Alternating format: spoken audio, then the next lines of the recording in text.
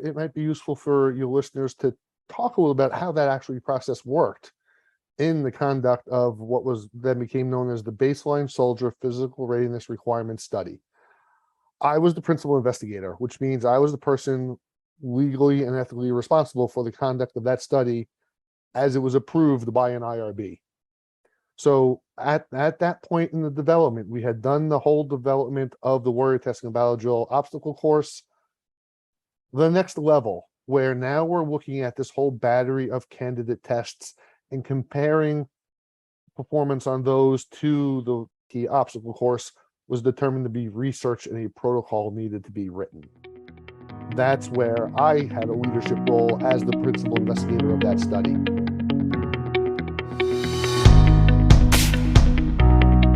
Greetings, Lifetech Nation. Welcome back. Happy to have you.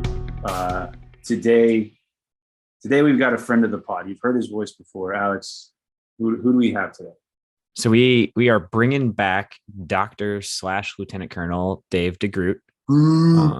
If you have listened to his previous appearance on the podcast, which you definitely should, because we reference back to it. So I'd encourage people who are like starting here to start with his previous one where we talked about heat, which is his specialty is thermoregulation. He's a physiologist for the Army.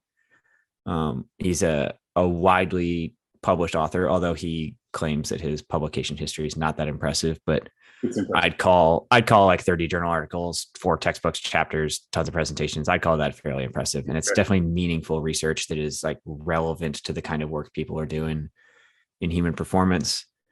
But we brought him back because we had so much good conversation about heat in the first episode that we never managed to get to like the original reason we reached out to him, which is that he is one of the authors on the Baseline Soldier Physical Readiness Requirements Study, which is what produced the ACFT as we know it today. So he had a huge hand in the process that determined what physical demands we need to be assessing for, and then what tests we could use to assess those various things and how that could be shaped into a future PT test that is now our current PT test.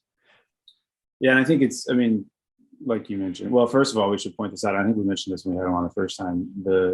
The study that they conducted is publicly available. You can go and read it.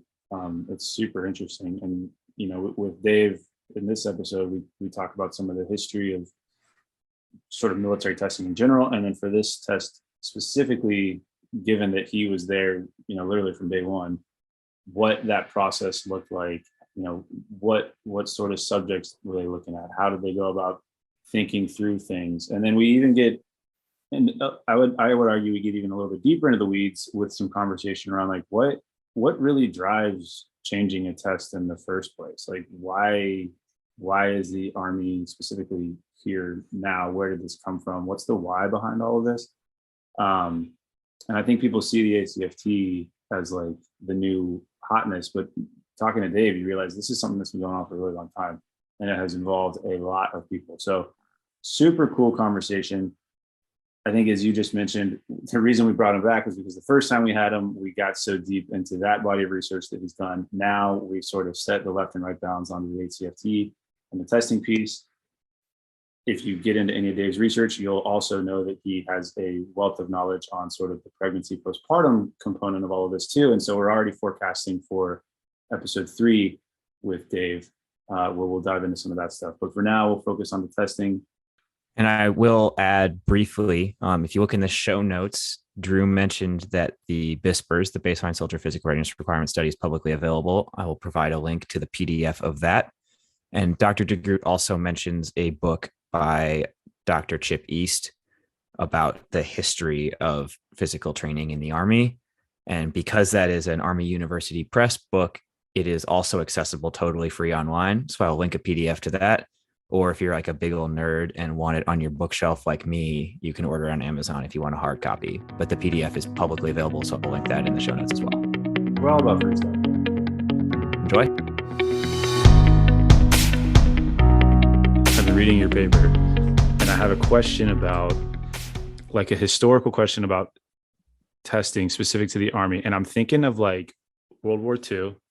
Okay. They had, God, what was the name of the test? The AGFT, the Army Oh, like the something fitness Army test. Ground Forces test or something like Yeah, that. so I'm looking at it right now. Squat jumps, sit-ups, pull-ups, push-ups, 300-yard run. So that is a war that we won, which I would think would mean that the test did a pretty good job of We're drawing selecting- some strong causality Yeah, assumptions we are going maybe, on. maybe. We But my sure my are. question admittedly is a dumb one. Why change it? Like, was So- it so? Are we changing things to change things, or are we changing things because we need to change things? And that's it. You bring up an interesting point there, Drew, Yes. because so one of my colleagues and on the whole baseline physical readiness requirements study was, you'll see the name Whitfield East, Chip East. I work with Chip. Don't worry. Okay, so you knew Chip. So do you know about his book about the history of physical fitness testing? So I not only do I know about his book, when I took my job, he quickly like foisted upon me a giant stack of like historical documents for my Okay. professional development. Yeah. Yeah, so I don't know much about history prior to World War II with physical fitness testing, but Chip's book, what it talks about is between 1945 and 1980. I think it was a total of 7 different physical fitness tests, either wholesale throwing out everything we're doing and starting over again, or a modification of the existing test. It was something like on an average of once every 5 or 6 years. Change was the norm when it came to fitness testing for 3.5 decades until we got the APFT, and that's at the beginning of that whole process that led to the ACFT was this enormous institutional inertia. We've been using one test for, at that time, it now had been 32 years. And everyone's like, well, it's worked that well for that long. Why should we change anything? Because even sergeant majors and crusty old generals only ever knew one test. Why 7 changes? In like what? Oh, I'd have to go back and look at Chip's book again. I haven't looked at that stuff in years. I know parts of it. It's been a while since I've read his book, and like this will be free advertising. Yeah, some free advertising for Chip. I know he's writing an updated edition of the book, so there will be a new edition coming soon. That's what he's doing in his retirement. Yeah, but and like I'll make sure in the show notes you can find the link to it. It's easy to find the book. But Shout out books. one of the reasons for the changes was that the Army was kind of trying to keep up with like trends in the fitness industry in general. Like several things changed. A lot of things, like the advent of jogging happened during that period, where like it became like a Ken Cooper and aerobics driving and thing. all that Yeah, stuff. the Cooper Clinic and all that stuff. Yep.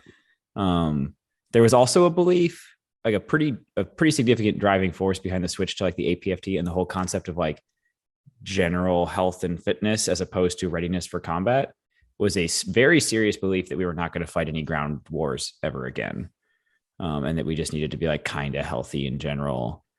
And that there was no point testing combat relevant fitness because we just weren't going to do that. That didn't play out quite how they expected, but that was a legitimate belief at the time the decision was made. Okay. Do you, and again, me being the civilian here, asking a series of dumb questions about military PT testing, because I think now when we look at, and I saw some of this on the Air Force side because they were looking at changing that around too. And so seeing it with the Army, it's almost like a rinse and repeat, and it's all centered around, we'll call it like a simulation of what people think combat should be. I mean, that would be my assessment of what a warrior task and battle drill, common soldier tasks, like what those things are. So I guess the first question that I would be interested in asking you is like, what does that process look like to determine those? And then do you think that from a testing standpoint, that's the most accurate way of doing it versus what I would argue is the other direction, saying, hey, let's just test for general fitness, assuming that, combat is going to be chaotic. We can't predict it, et cetera, et cetera. Does that make sense? Yeah, it absolutely does. And the first, as you know, that the first approach you laid out is what we did. So the process, and remember, this started in the spring of 2013, was a group was convened at TRADOC CIMT down there at Fort Eustis. I was part of that group, and we literally went through the skill level 1 tasks book. And we used 3 criteria. Is it physically demanding? Is it frequently occurring? Is it critically important? It didn't have to be all 3. Had to be 2. Certainly physically demanding. Is evacuating a casualty critically important? Absolutely, yes. Is it frequently occurring? Arguably not. But when it does need to be done, someone's life can depend on it. So it's critically important. Mhm. So evacuate a casualty would be one of those tasks that met the cut of, okay, yes, that is a physically demanding warrior task or battle drill. Obvious rule outs are things like maintain an M16 weapon, perform a functions check. Obviously doesn't make the cut. Something about employ a hand grenade. Is that physically demanding? Is the distance you're required to throw it? Is it? We eventually said no. But it was a work group of, I want to say 15 to 20 people that was drawn from several different groups. And that was the starting point. Was then once we had that list of the skill level 1 tasks that were physically demanding and then either or both critically important or frequently occurring, deconstructing those. What are the physical demands that what are the physical fitness attributes that underlie those? Okay. My question having to do with working groups, were there any like super contentious task and battle drills, things that some folks were like, oh, that's like super critically important, and other folks were like, no, it's not? No, I not that I recall. There were. I remember this is 9 years ago now. I was gonna say it's a while. Yeah. Not that I recall. Certainly some discussion around some of them, but it's a pretty, like the hand grenade actually I think is a decent example where I could see arguments being made either way, but ultimately we decided not. But for the most part, it was pretty cut and dry. Where we really got into some discussion was more then designing a simulation of these tasks. That took a lot more time and effort. So I think that's kind of where we get into like the meat of this conversation, I think, is like what test events got left on the cutting room floor and why was the decision made to be cool with a bunch of equipment versus be minimalist on equipment? Some of those kind of harder, how do we simulate this stuff conversation? Yeah. So there was some dialogue, so this came out. Have you guys seen the HQDA XORD that drove all this? I looked at it briefly a while ago, but I'm not actually familiar with it. Okay. So where was I going to go with mentioning that? Some light reading. Yeah, some light reading. It's it's an XORD. It's only a few pages long, but I will say what I do remember about it is that and this will potentially be contentious, I don't know. The language of that XORD conflicts pretty significantly with what has been demanded today in terms of it very explicitly then was supposed to be a test that like measured combat relevant components of fitness. This was like directed to elevate a standard because we've identified that the APFT was not sufficient in measuring the components of fitness that we were looking for. I've said inflammatory stuff on this topic before, but yeah. So actually, it didn't acknowledge that the APFT was insufficient. Actually, the first task spelled out in that XORD was to evaluate the APFT. And if it is found to be an insufficient predictor of physical performance on warrior tasks and battle drills and common soldier tasks, then make recommendations for a replacement. yeah, that's fair. I skipped a step. So that was up to you guys to decide whether it was sufficient. Yeah, so that was actually step 1 of what we did. But underlying all of that, and I guess that's where we need to start, is the development of that warrior task and battle drills simulation test, basically a combat obstacle course, if you will. That to take a step back to, okay, we identify we've got this pile of skill level 1 tasks. And okay, is that a task that requires muscular strength, aerobic endurance, anaerobic power? All of those things were identified for each of them. Okay, so now what are the physical fitness domains we need to test for? And create a combat obstacle course, if you will, that simulated all of those in some reproducible way. The first iteration, and this was one I came down to Fort Eustis in the summer of 2013. At the time, a gentleman, he was a contractor, retired colonel, infantry type, had been around forever. His name is Mike Haith. I don't know if he's still around the Fort Eustis area, but he was a contractor at the time. And then this was the whole 2013 budget impasse, and the government shut down, and he lost his position, and we never got him back on the team. But at the time, he was put in charge of this by whoever the CG was at the time. And he basically told me and Chip East and Stephanie Maraca, basically he joked, I'm locking you guys in a room, come out when you have a study design for how we're going to do this whole project. And I think he was kidding about not letting us out. And we spent a couple of days hashing stuff over, where we came up with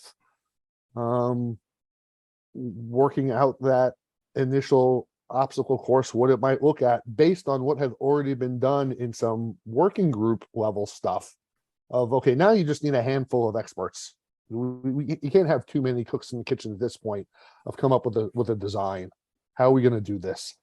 And we decided that the first thing we need to do is develop this, combat obstacle course, for lack of a better, our name for it in the report's too long. I'm going to just call it the combat obstacle course. So step one is we went down to Jackson, to the Drill Sergeant Academy, and set it up. If you've ever been there, there's that big field in between the buildings. We set it up in that field. And that's where, if you look at Joe Pierce's paper with the BMI and performance, with the 1600 meter ruck, that was some of the data from there. And start pilot testing, because we're going on some user feedback, and there's parts of the task condition and the standards for all those level 1 tasks that are implied. Things like evacuated casualty. Okay, how far and how fast? Well, that's never in any doctrine anywhere. We need to have some consensus. Okay, combat veteran drill sergeants, start talking to us about all the ways our course is wrong. Tell us all the ways it's right. There's always a classic debate in there about the weight of the casualty. Yeah, exactly. That's one of the other so all of those variables, and that's where a lot of effort was put into the development of that. So that was step one, was at the drill sergeant school. And we actually had, I misspoke. That 1600 meter approach march was the next phase, which was out at Fort Carson, your old neck of the woods, right, Alex? Mm-hmm. Yeah. Yep. The drill sergeant school, we actually did something longer. I'd have to go back to the documentation. I don't remember exactly what we did, but it was more like a 3 miler approach, or maybe even a little bit longer. And the strategy was, well, what's an infantryman do? He first has to, or what's a warfighter have to do, not just an infantryman, is he has to first get to the objective. So the design we originally laid out was a foot march, drop your ruck, and hit the lane. But in practice, it became just a giant Charlie Foxtrot, because you get people arriving in groups, but you only have 2 lanes set up, but you've got 8 people arrive at once. But we're trying to grade it on the cumulative time, and now you've got people standing around. So in execution, while in principle and to some extent how we fight, it had a lot of relevance. In execution, it was just a disaster. This question has the danger of derailing it, but I want to make sure I place myself in the timeline of how this all played out. There was the competing development of ForceCom's SRT. When did that start to be part of it? Yeah. So I don't, maybe you're not as familiar with it, but I know at a certain point, the ACFT was TRADOX test, so to speak. and the SRT was Force Com's competing test, and it involved the like loading sandbags onto a platform stuff, drag a Skedco stuff. It was like they ended up kind of being part of the same stream towards modernizing fitness assessment in general, but I remember they were kind of competing at one point. Yeah, see, I'm not really that familiar with the SRT. I don't think it was developed as, I don't think it really had like a research process in its development necessarily. I think that was one of the like Is key that the one distinguishing that- factors. Is that the one that came out of the physical fitness school when General Hertwing was the deputy CG there? I think there might have been some testing of it at the time. I don't know. That was before I was there though. Okay, yeah, this was like 2011, 2012. Yeah. So it's before I even commissioned. Yeah, so some further backstory. Boy, we're getting off the timeline here, but let's back up. Let's actually back up to 2010. The physical fitness school, in kind of a black box, developed their own replacement for the APFT. With some general officer level top cover, they even did some field testing with, I think it was as many as 10,000 soldiers. So a fair amount of effort was put into this. And they were getting ready to try and start rolling this out, and it's getting pushed up through channels at HQDA. And who was chief of staff at the time? Was it General Ordinero? I think it was. It basically gets to his level, and some smart people go, well, what other experts have? Well, what about, Department of Phys Ed at West Point? What about the physiologists at USARIUM? What about the injury prevention guys at Army Public Health Center? Oh, none of them were involved in this. We got it. Oh, okay, that's nice. So all of those different groups were given the opportunity to review and weigh in on, and it was universally panned. And that was actually a cover story of the, actually, I should have brought it home with me. I have it in my office at work. It was a cover story of the Army Times in 2012. New physical fitness test canceled, in huge block letters on the cover of the Army Times. Nice. And that's what set the wheels in motion for the effort I became involved in, where General Ordinero and whomever else at HQDA at the time said, okay, that was an effort not good enough to field, but recognizing, you know what, maybe the APFT isn't the best test. So let's go about this in a more deliberate scientific fashion.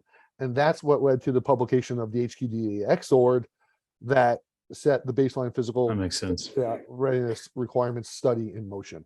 Was the one that got canceled the one that involved the rower? I like vividly remember being in the barracks as a cadet, not yet commissioned, and like practicing the rower because somebody told me it was going to be on the PT test. And I think so. That's quite possible. I think it was just a desire to get rid of the sit-up.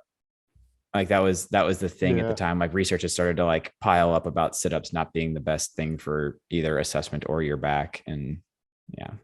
Do they, at the level, like at the HQDA level, I mean, because the timeline you're talking about, like inevitably one day, we'll call it a Tuesday, somebody has to say in a meeting, I think we should change the PT test. Like, is that just, was there a clamor from the force? Like, hey, we need a better test. Or was this just somebody's like, hey, I'm going to get a great bullet for this? I think a little bit of the latter. That's kind of what I wanted to get at. Like, do people change these tests because they can say that they changed the test, and then the chaos that ensues for the decades to come, like whatever? Yeah. So I don't know this for a fact, so I want to be careful here. But my suspicion is that's what was going on within the physical fitness school in 2010 and 2011. Interesting. And they had some general officer top cover that I'm going to stop there. Because I mean, you hear people gripe about PT all the time, but I almost see somebody who's at the appropriate rank with the appropriate microphone, just like hating running and being like, we should change this test. And then that snowballs. And all of a sudden here we are with the ACFT. In defense of the process, I will say, Please defend the process. so I think there like has to be a moment of somebody raising their hand and saying, I think we should change this. And like that gets a little ridiculous. But there definitely was like a force-wide understanding that the APFT was not a good predictor of the types of physically demanding things that actually happened, even in just like a training environment, much less combat. I say this as like a 5'10" skinny guy who the APFT was built for. I was crushing 300s from like my like junior, senior year of college onward, no real problem once I kind of got in shape.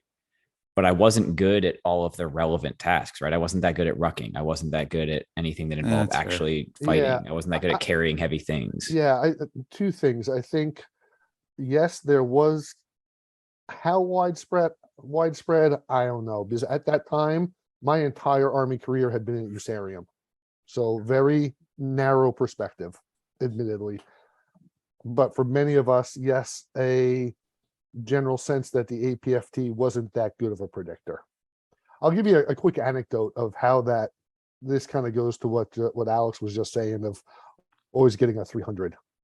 When we were at the drill sergeant school and when we were running people through that, it was both drill sergeant academy cadre and a smaller group of current drill sergeant school trainees who went through the test.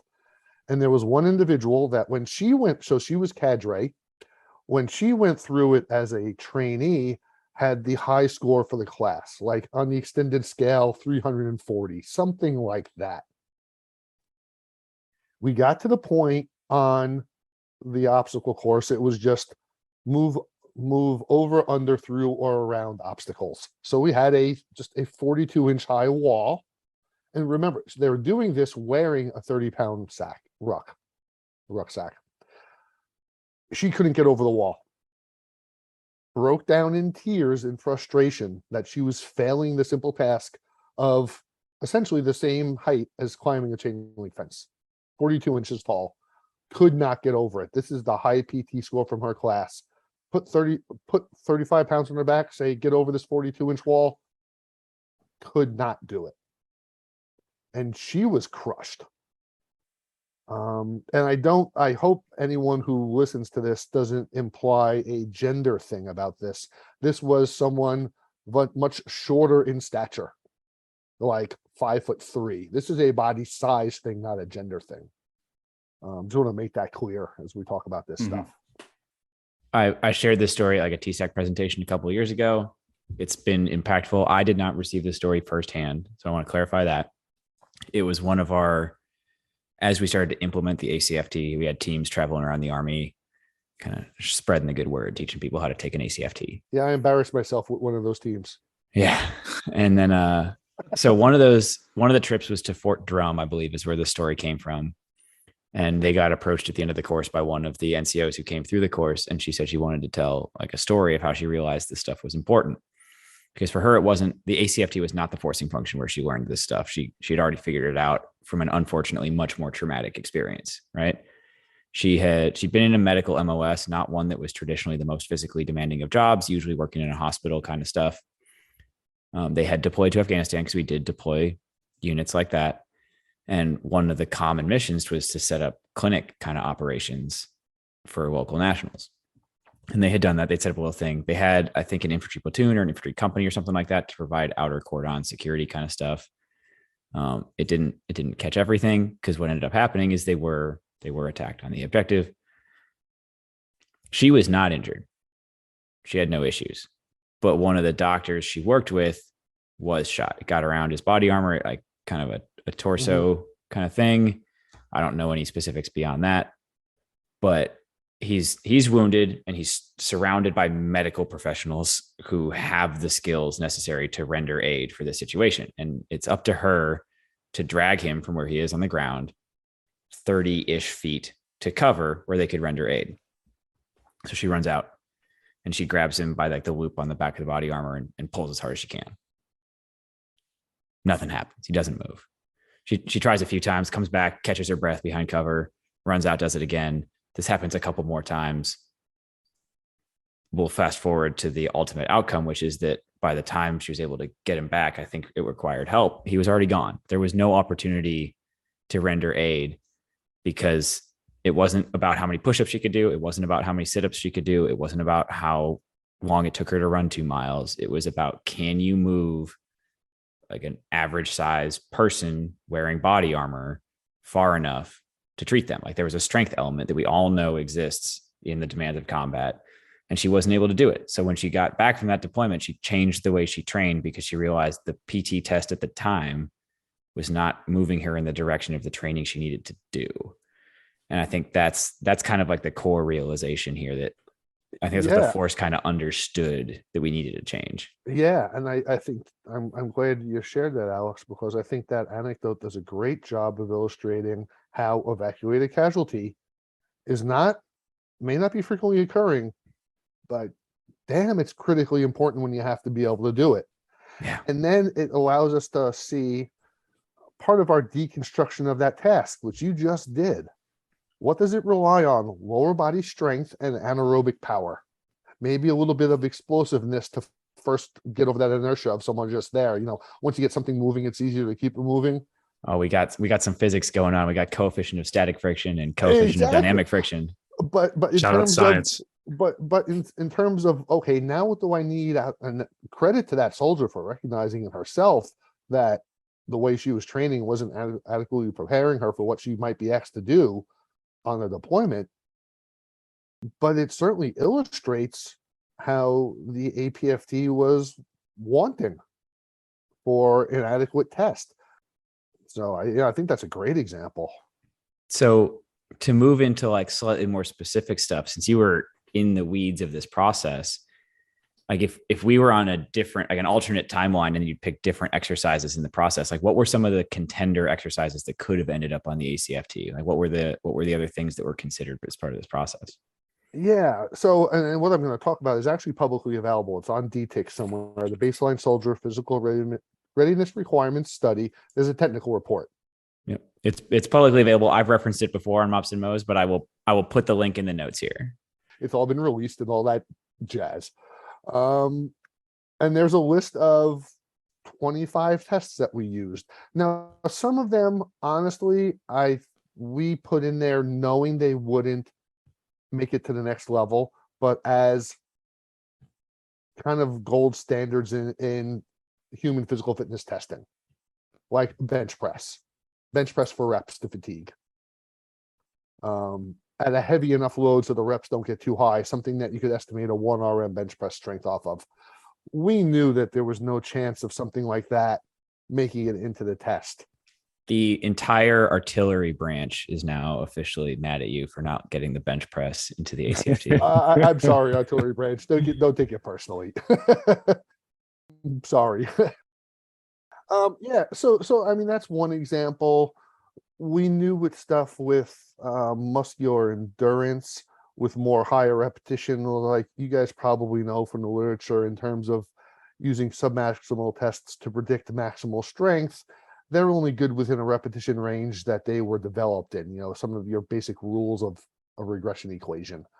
And as soon as we started testing, we're like, yep, that's going to be garbage, because those 1 rep max prediction equations are good usually for anything of 10 or fewer reps. If you have someone knocking out 25 reps, I'm like, well, I have no confidence in that. So there was a few that we kind of knew weren't going to make the cut, but we wanted to include anyway. But there was actually a fair amount of deliberation that went into that, and I wasn't directly party to this, but I know that there was some dialogue between TRADOC CIMT, who was ultimately the command that was tasked with this whole project, back up to HQDA for some clarification. One of which was, okay, what about equipment? What about a test beyond just using body weight? And we made the case, and this is something we had talked about in our deliberations, and that someone said, yeah, okay, I'll raise this up the chain and see what we get for a response. Making the case that, look, muscular strength is an important characteristic. You can't test that with just body weight. Unless we want to do leg tucks and pull-ups. Leg tuck nation. Let's go. Love that. Let's go. Yeah. So I'm sorry, just to finish that thought, is we got the okay back from them. Yes, equipment. And I believe, I'd have to go back and double check this to confirm, but all of the tests that we use are also in FM 7-22 as exercises. I don't want this to be controversial. It might be when it comes to equipment, because I remember seeing a quote in an article about when the ACFT launched, and I won't name the company, but the quote was something along the lines of, there's not enough tubular steel on planet Earth to meet the requirements that the Army is looking for this test. And so, in as much as we can talk about this, at what point in this level of headquarters discussion around tests do equipment companies start to catch wind of a possible opportunity and really start lobbying? Oh, absolutely. You guys should totally do max strength. In fact, I can provide $1 bajillion worth of hex bars. Yeah. Is that, I mean, am I just a conspiracy theorist here, or is that reality when it comes to test design? If those things occurred, I never had any knowledge of them. Totally fair. I'm with you. It wouldn't surprise me if at some level, somewhere, someone gets wind of things and, oh, hey, here's an opportunity. But I don't have any personal knowledge of that actually happening. That's totally fair.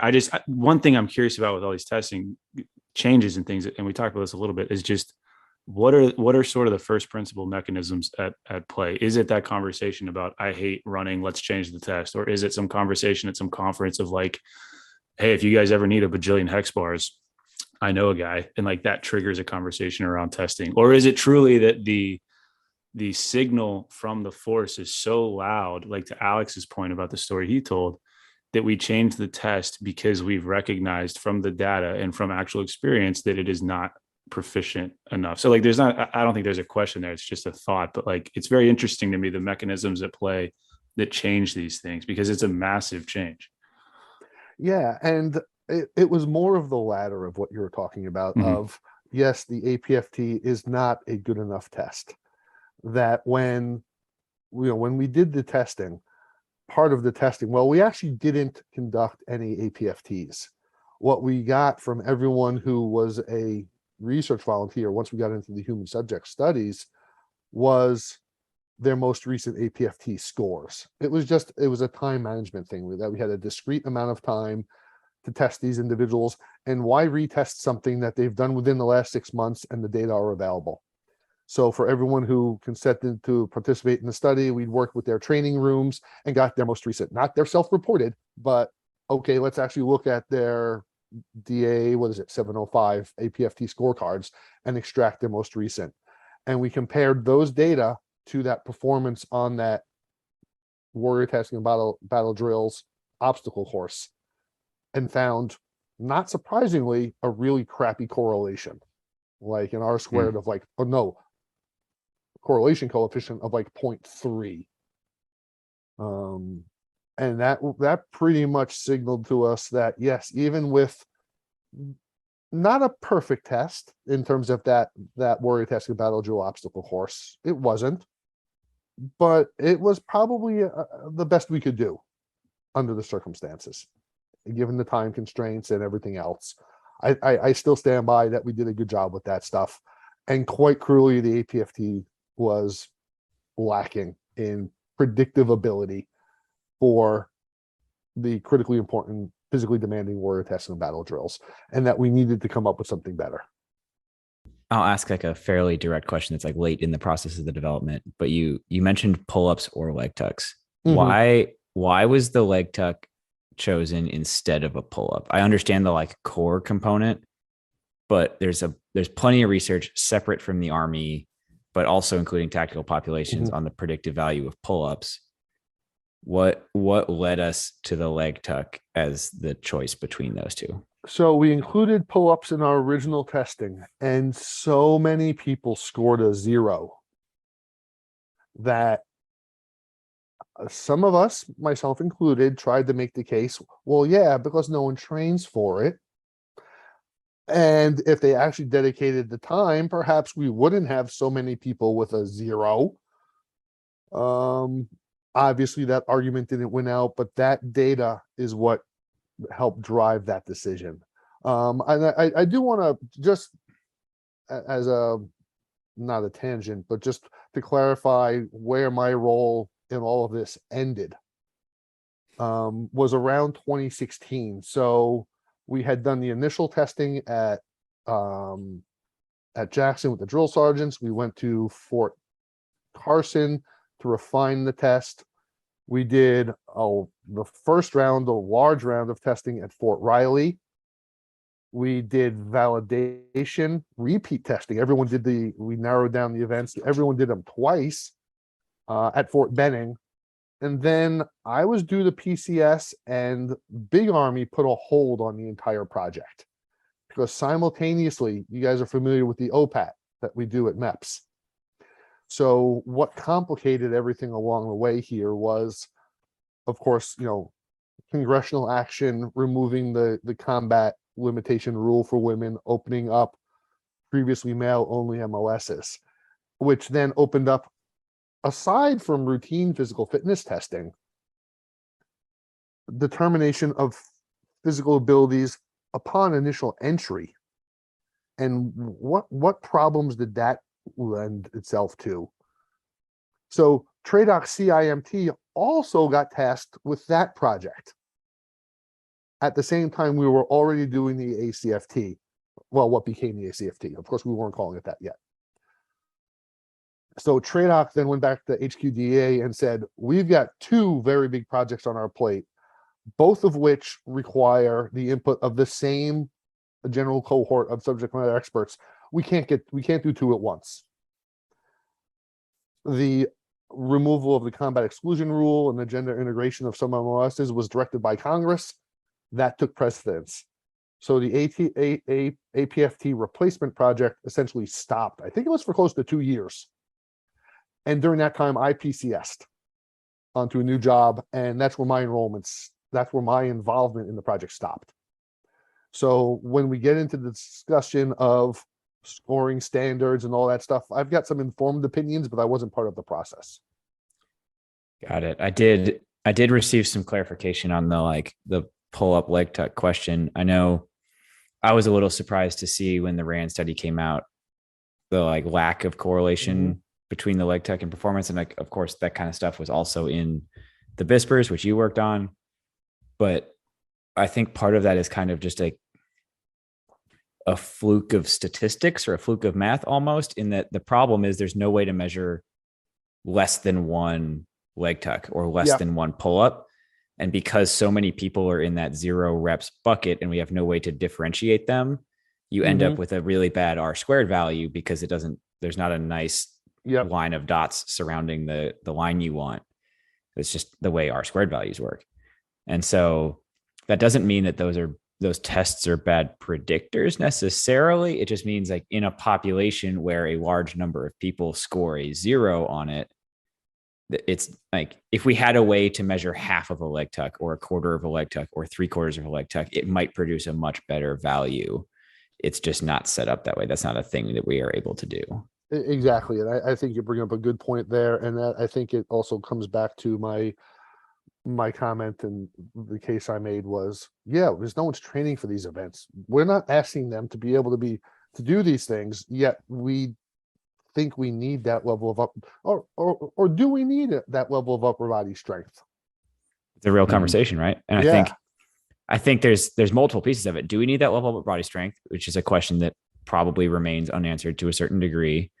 And then is creating an incentive for soldiers to train upper body pulling in addition to upper body pushing going to produce positive health and fitness outcomes, which I think there's a pretty strong case to be made there. I've run around the Army. At the time I taught Master Fitness Trainer, there were only 2 PRT drills that we really emphasized in the course.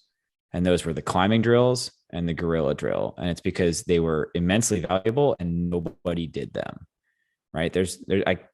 I say this all the time, even though the leg tuck's not on the test, it's still in the doctrine, it's still in climbing drill 1. People should still do it. But we know that if it's not tested, they just don't. And there's a whole conversation to be had there about creating, accepting the fact that people will train to the test and choosing a test that incentivizes the best training you can nudge them towards. Yeah, and that's certainly something that we acknowledged all throughout the process, that testing drives training. And because at the time of my involvement, I was at Army Public Health Center in the injury prevention program, surrounded by musculoskeletal injury prevention specialists. And they were hyper fixated on, okay, whatever test you come up with is going to drive training, and training is where we have musculoskeletal injuries. So we need to be smart about what do we decide to do, because they're going to have ripple effects across how soldiers train every single day. When you start injecting these different layers, and they're like, it's completely fair to have that discussion about, we want to pick movements that are less injurious. We want to, be mindful of equipment, et cetera, et cetera. But as you inject more of those layers, do you not move further away from the purpose of the test, which is to be as closely simulative of combat as you could possibly be? See, I think I would disagree with that last part, that's what we were trying to do, was as closely simulate combat as we could. Because we're now taking physical fitness tests that themselves predict performance on a simulation. So there's two levels of error. Right. There's the inherent error that any simulation warrior testing battle drill obstacle course we develop is going to have. It's not going to be perfect, and there's no such thing as a perfect correlation when it comes to human performance testing. So we've got two layers of potential errors. So we're never going to be directly, but we can do better than the APFT did. Yeah, that's fair.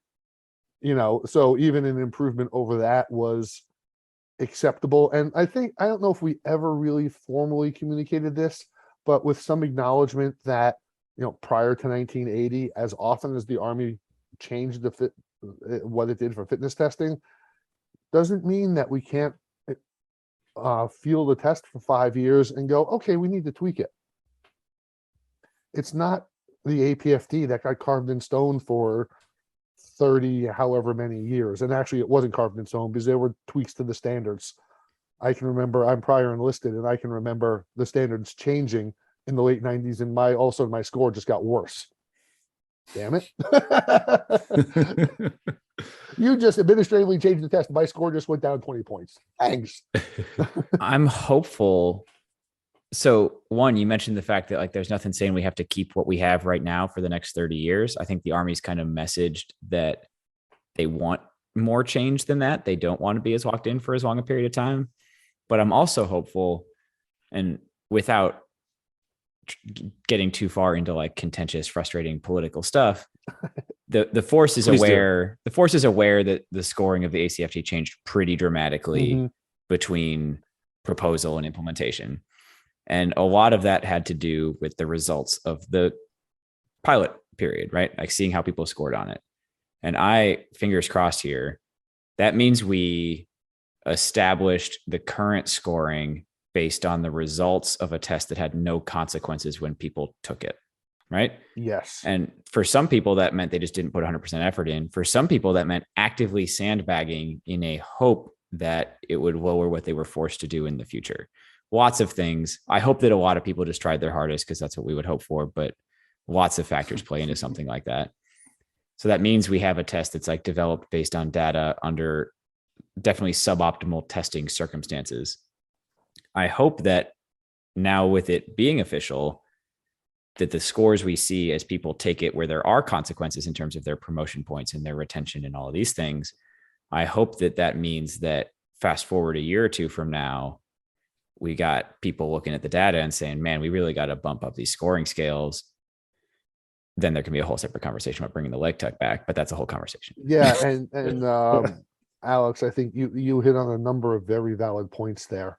One being people either just choosing not to give their max effort because, well, why should I? The test doesn't count, or actively sandbagging it.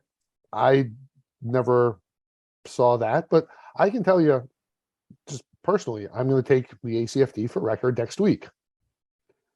I am also 7 months post-op on basically rebuilding my left shoulder. I had 3 tears. I'm going to just go pass. And now if that score goes into that massive pool of looking at standards, well, I'm going to really skew the over 50 cohort, of which there are very few of us. Because I'm not going to give you a max effort next week. I'm going to do my 10 hand release push-ups and stop. And I'm not the only one. I'm sure that there are plenty of examples of that, and that we built data.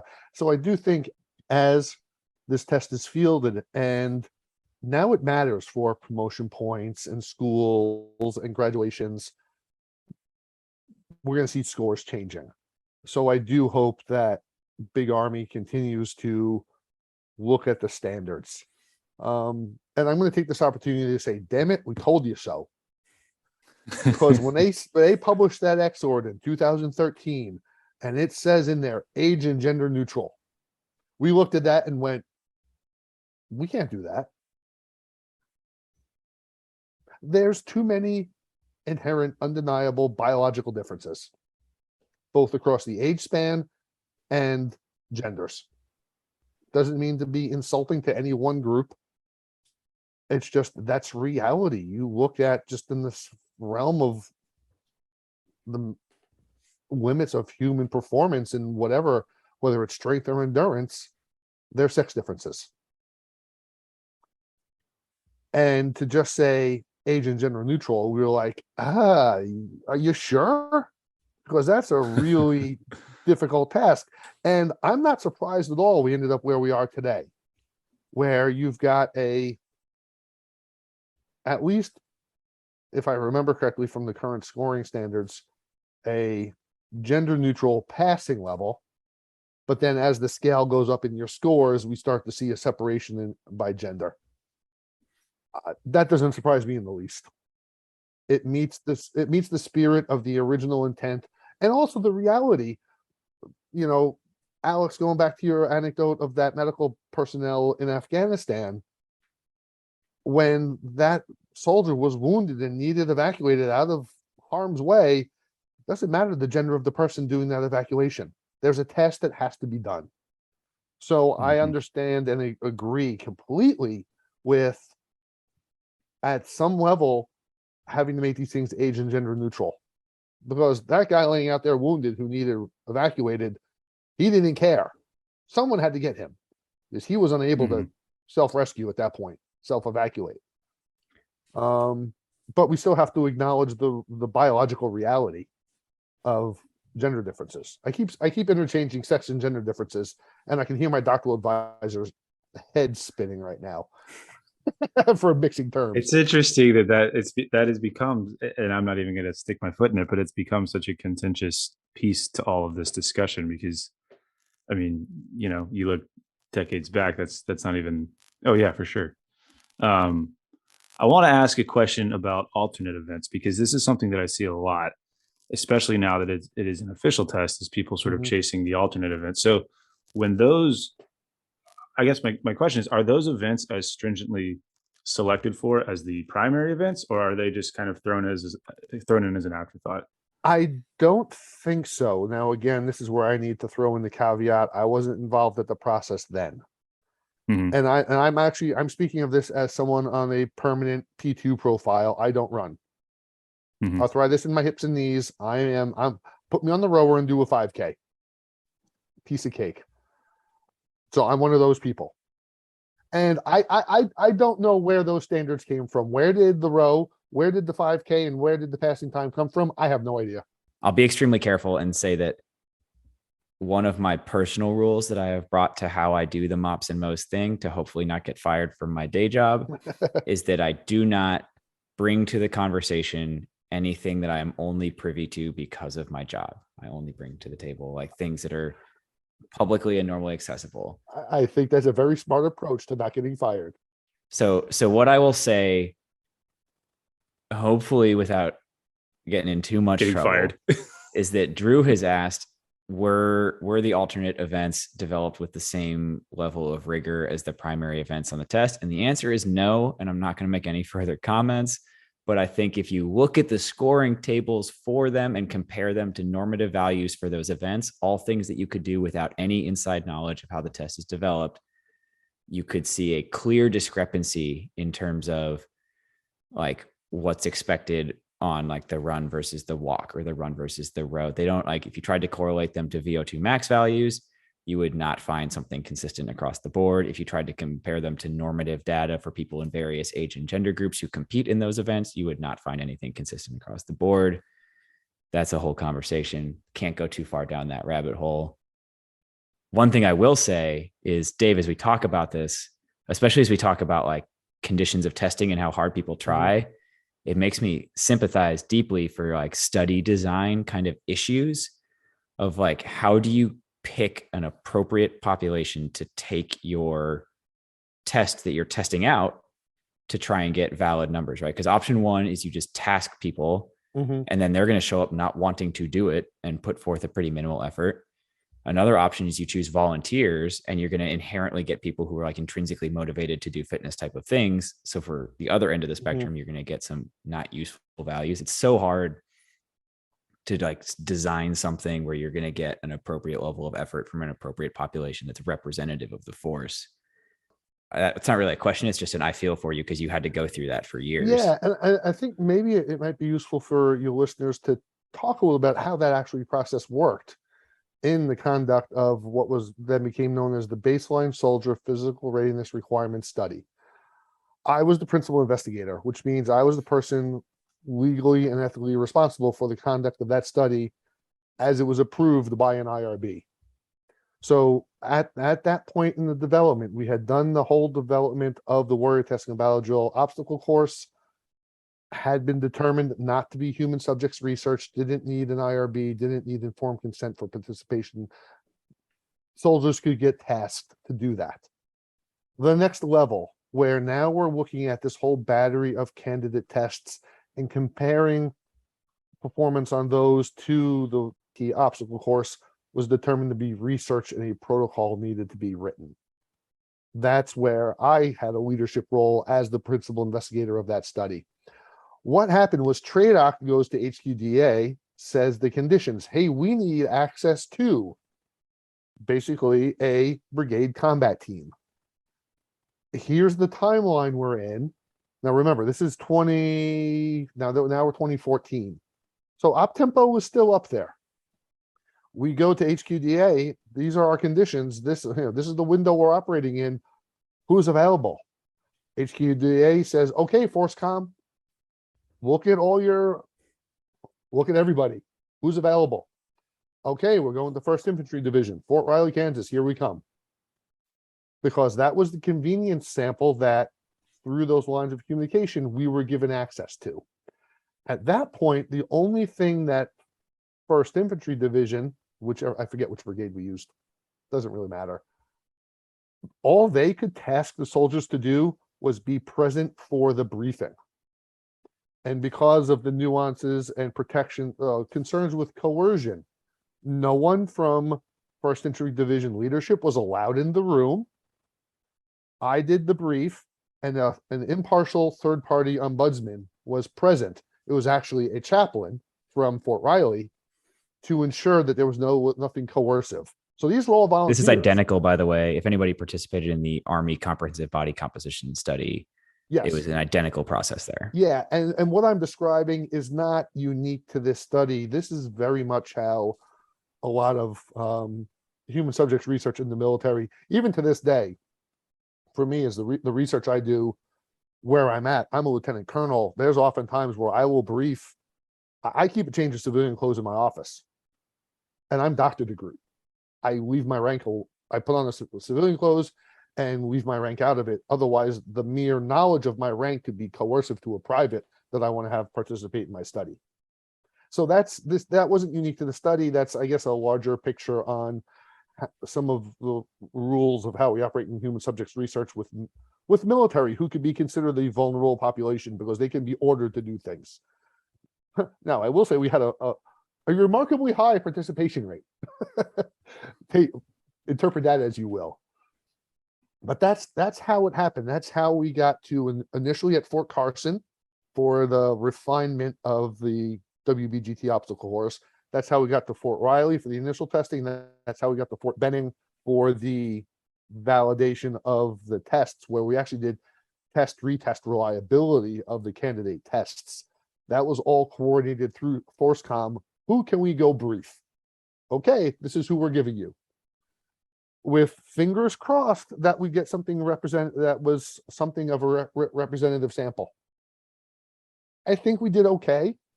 Our sample size, people would be like, oh, they only tested, however many hundred.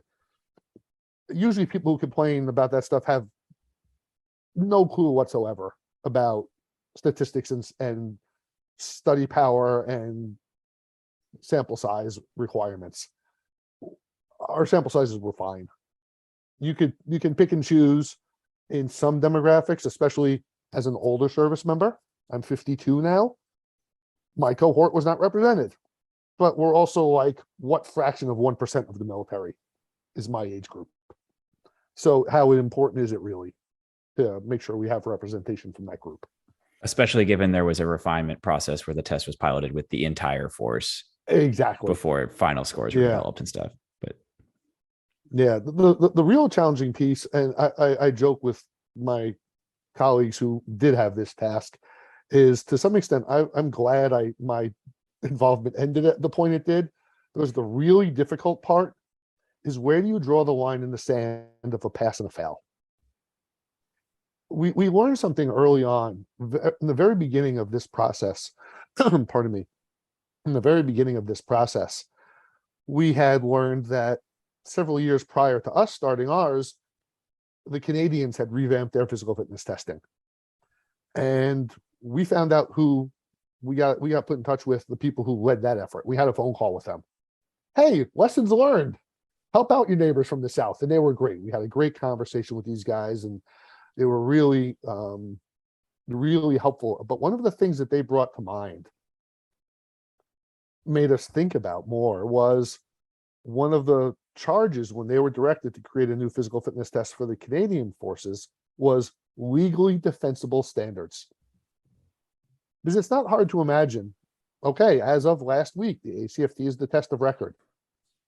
Imagine a staff sergeant who's been serving for 15 years, meeting standards all along, and all of a sudden now they're failing. And now they're being threatened perhaps with an early termination of their military service. Well, it doesn't take a grand leap to see a legal challenge. Well, hey, I was good enough for 15 years, and now there's this new test, and now I'm not good enough, and you're going to put me out. And that was something that we were mindful of. And I don't know the answer to how they did that, of that line in the sand of what's a pass and what's a fail for each of the 6 events. My question is, how do you avoid that? My thought is, could you grandfather in, like that sergeant in your example? I know this is not the right answer, but for the point of discussion, for the rest of his career, he does the APFT. well, you bring up a comment that I was going to make anyway, so I'll frame out this question a little bit. And I've mentioned this before on previous podcast episodes, so it won't come as a surprise to people. But I've been surprised by how willing we've been to tweak and play with the test itself. What events, what scoring tables, is it gender and age neutral, all those kinds of things. And yet we have displayed little to no willingness to have a serious discussion about changing the policies surrounding the test. Could there have been a phased process where, like, for the first year, you have to pass a certain number out of the 6 events, or people above like a certain number of years of service are grandfathered in under some kind of policy? Or like one that I've advocated for in the past is that if you fail the body composition test, you are put on a program where you have to meet certain thresholds of improvement over time. Why is there not something equivalent to that for fitness, where you're like referred to somebody who's a slightly more of an expert that could give you better guidance, and then they can set thresholds for your improvement over time? There's so many opportunities. Like, another one is just why does the PT test count for the same number of promotion points regardless of your MOS, when fitness is a much larger component of professional capability in certain MOSs and a much smaller component in others? Mm-hmm. It's very strange that it counts the same for every soldier's promotion opportunity. All of those things are policy tweaks you could make without touching the test itself. And there's been no conversation about that. Yeah. And I think, Alex, you bring up a number of great points in that there are a number of policy things we probably could be doing. And I think you're right. I haven't heard anything that touches on any of those points that you bring up, which I think by and large there are a lot of very valid points there. I think I might push back a little bit on the one of the MOS differences, because when we designed all this, it was all skill level 1 tasks. And I've had this argument. No, I'm in Army medicine. When I was out at my previous duty station, I was at Tripler Medical Center in Hawaii. And, oh, you were involved with the ACFT? Oh, so you're to blame. Those sorts of conversations. I'd be like, yes, I am. And I said, you know what, doc, if I'm talking to a physician, the same standard applies to you. You know what? If a casualty needs evacuated, you got to be able to do that too. This is level 1 tasks. You shouldn't be exempt because you're an 06 vascular surgeon or whatever. Now, Colonel Cull, now there's a certain doctor at Tripler who's like, I know who he's talking about because there's only one of them out there. Well, that makes me think, and I've had this conversation before and it's been discussed plenty, but they're definitely skill level 1 tasks, common tasks, where task battle drills that apply to everyone. And that comes back to like the universal passing standard kind of thing. But it takes a significant amount of effort to get a 600 on this test, right? There are lots of people for whom that's like borderline unachievable or would require like a wholesale lifestyle change to get there. And there are some jobs where I would consider it like a pretty significant combat advantage to have put all that effort into getting that 600 and going way, way above the passing standard. Sure. I'm thinking of your infantrymen and your artillerymen and your combat medics and like whatever it is. And there are other jobs where that's cool and good for you, but it's probably not going to add that much to your usefulness in terms of the amount of effort that went into it. And you hear the conversation all the time, like what does it take to get promoted in the Army? You got to run fast and call cadence, not necessarily be good at the job you're in.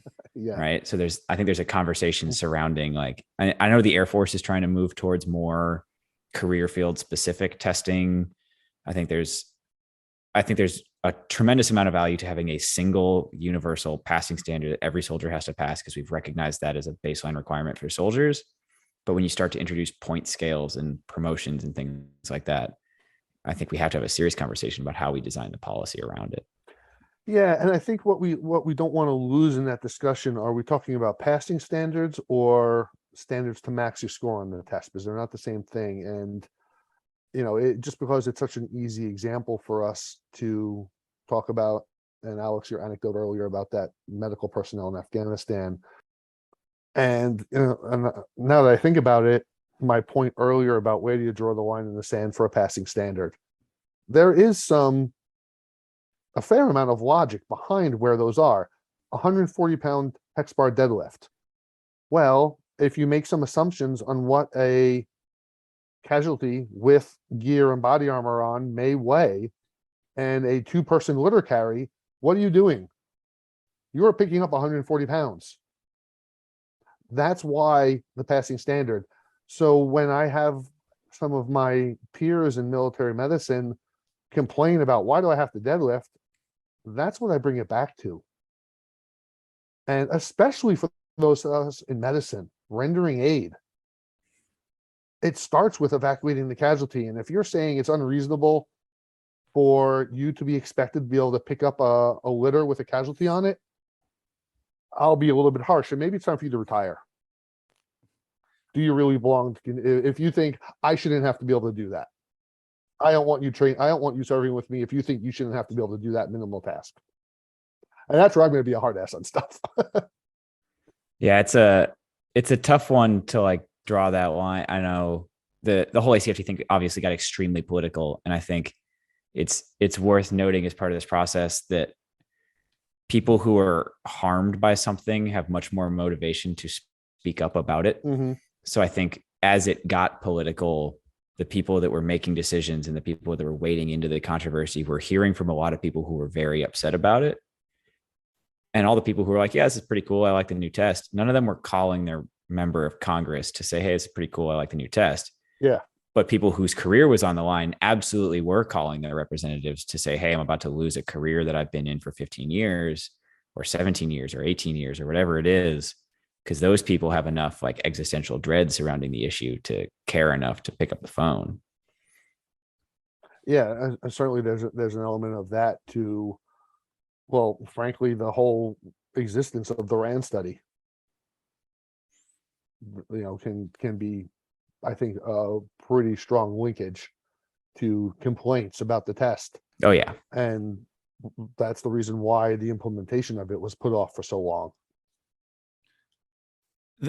The thing that I think about with that, and you mentioned this with the doctor example, why do I need a deadlift? Like, is there not also a conversation to be had about just like being a functional human being? And maybe that's like the strength coach in me, but like, okay, cool. It's one thing to debate, yeah, the hex bar simulates a litter carry, blah, blah, blah, blah, blah. Oh, the standards are too high. Okay, great. But like, you're an adult. You should be able to lift 140 pounds using a hinge. Like, to try to make the case that you shouldn't is, in my opinion, making the case that you should be less healthy than the other person. And I think that becomes even more important when we consider, the cost of musculoskeletal injury that the Army deals with, the VA, all these sorts of things. I guess the question there for you is, within all of these conversations that you have as you create these tests and the kickback that you get from that, like, does that ever come to the table of just like, please shut up and just go be a functional human being and like do the thing? Just to be a healthy adult. Absolutely. Yeah, like, why are we not like, just shut up and be healthy? I mean, that's also a piece of why we still have a 2-mile run. Right. We don't run 2 miles in combat. And to all those people who want to squawk about that one, okay, why does Ranger School start with a 5-mile run then? I'm sorry, I don't care. I don't want to hear that argument. The reason, it's not just a fitness test, it's also a test of health. It's in not just the military's, but the individual service members' best interest to be in good health, both for medical readiness, combat readiness, but also just for the health of the service member. And the government has a vested interest in that we are taking care of that individual's health care as throughout their, and especially for a retiree, their lifespan, that we want to encourage, I would think, healthier habits and things like a 2-mile run, having some base level of aerobic fitness. Does it directly relate to combat fitness? Perhaps not, but I know from my work in the strength and conditioning world, having an aerobic base contributes to your ability to recover from bouts of higher intensity stuff, even if that's not how you compete, if you will, to take it more over to the athletic spectrum out of the military.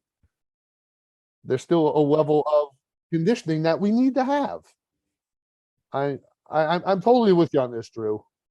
Well, my brain now goes into this crazy area because one of the things that frustrates both Alex and I incredibly about this whole process with human performance in the military is, at a point, you become financially rewarded for being injured and less fit.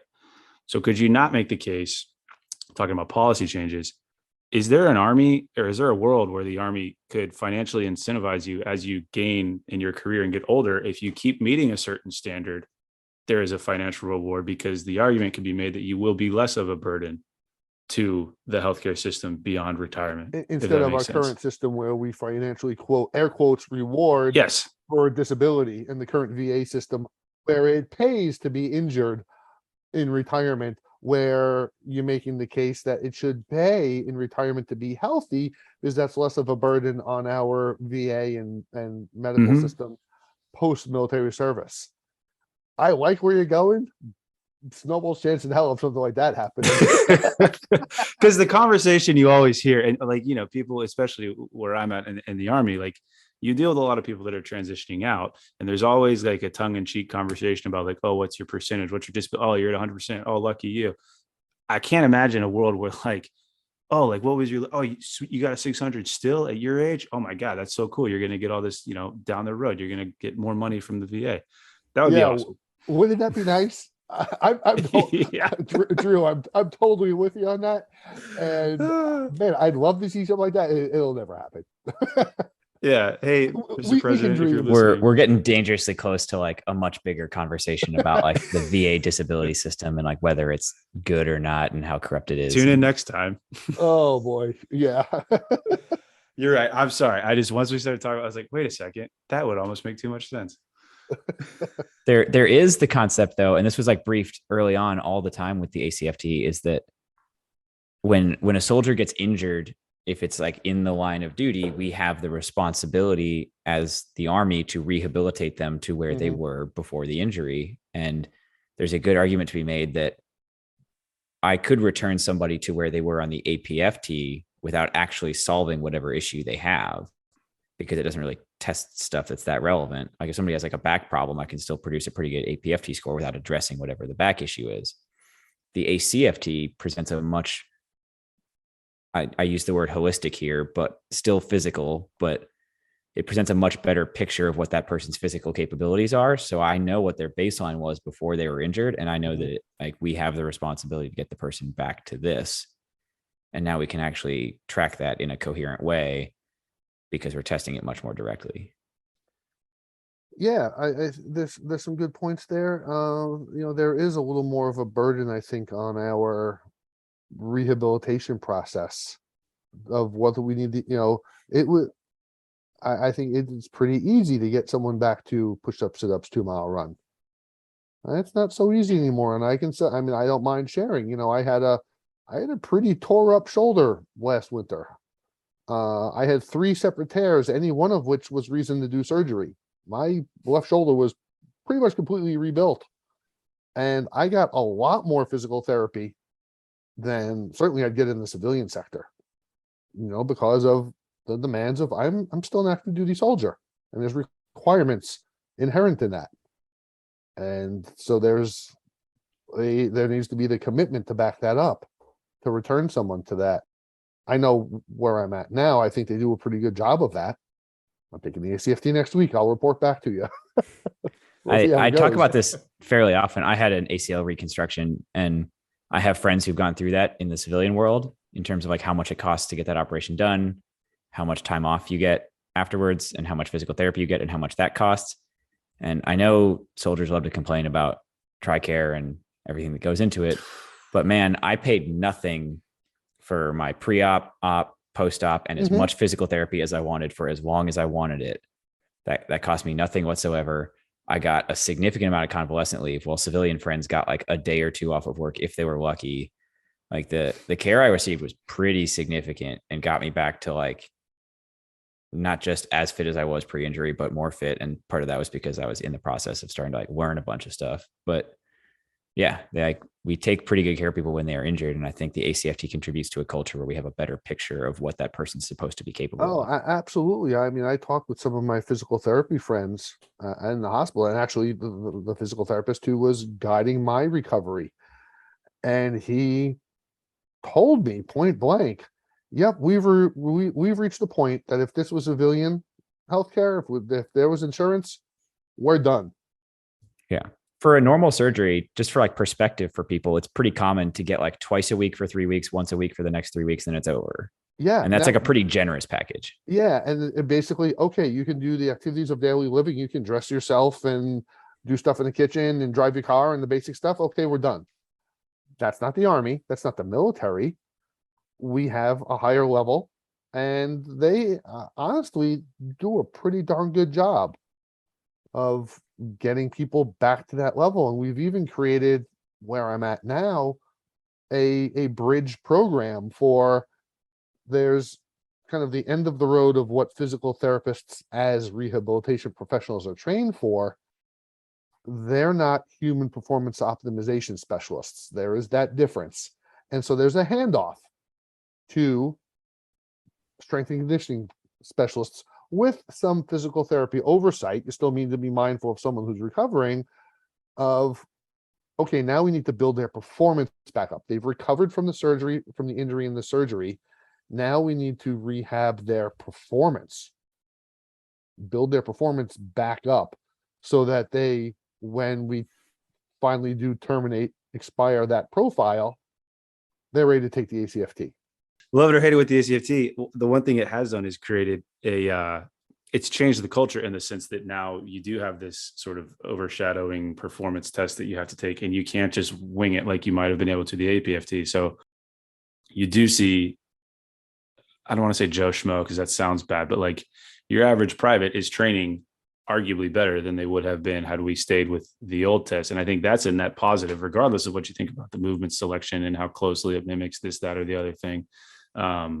especially from the rehab perspective, like you just mentioned. So I think it's going to take time, obviously, but it's definitely a step in the right direction. Yeah, I was thinking about this stuff, knowing this, we had talked about, oh, hey, we have you on one of these days and been listening to some of your other stuff. And I forgive me, I forget who you had on when you were talking about testing and training. Mm. I think it was it the guy from Australia. Yeah, we talk about it a lot, to be fair. Yeah, we talk about you assessments it a lot. The assessments episode was with Chris, but it definitely came up as well with Rob, the guy from Australia. Yeah, with Rob. That's the one I was thinking about. That, yeah, and we hinted at this earlier. Testing drives training. And ultimately, that's where I think the ACFT is going to lead to a more fit, more capable force. Mhm. Is Definitely. not just because that's how we test, but because now we're going to train for that. We're going to have a more fit force. But now, okay, and well, this is what you guys talk about this all the time. Of now the training behind that. We can't just. I mean, I've been bent out of shape about this stuff for a very long time because, Alex, you talked about scoring 300s. I never have. I've never scored a 300. I've been lucky on occasion to get a 270, a 90s across the 3 events. And because of that, despite even when I was enlisted, having a master's degree in exercise science, could never get sent to master fitness trainer school. I don't have that credential. Why? Oh, well, you're not fit enough. What do you know? Fitness being led by, fitness training led by the fittest guy in the room. Well, that's just his genetics. Doesn't mean he knows a darn thing about how to train people. But of course, that's part of the theme of that's all what you guys are doing with this whole podcast. So. Don't get me started. Well, here, we've gone on. Let's wrap it up. And like, obviously, as we did last time, there's an open door policy for Dave to come back on and just talk shop about any and all things related to this type of thing. Love talking with you guys. So. For the people out there, Dave also has a bunch of research on pregnancy and postpartum physical training and return to duty kind of stuff. That's season 3. We still haven't even touched that. Yeah. So we have 2 papers that have been published, and we have a 3rd one we're currently writing off of that project. So if you're a female service tune in member, next time with Dave DeGroot. Yeah. So we could come back some other time. Go find some other guests. There's more guys that are more interesting than me too. Come on. Never. We'll get a few more in the rotation before we call you again. Yeah. Oh man. Well, hey, thanks again for coming on. We appreciate it. Hey, always a pleasure, guys. Enjoy it. Thanks for having me on.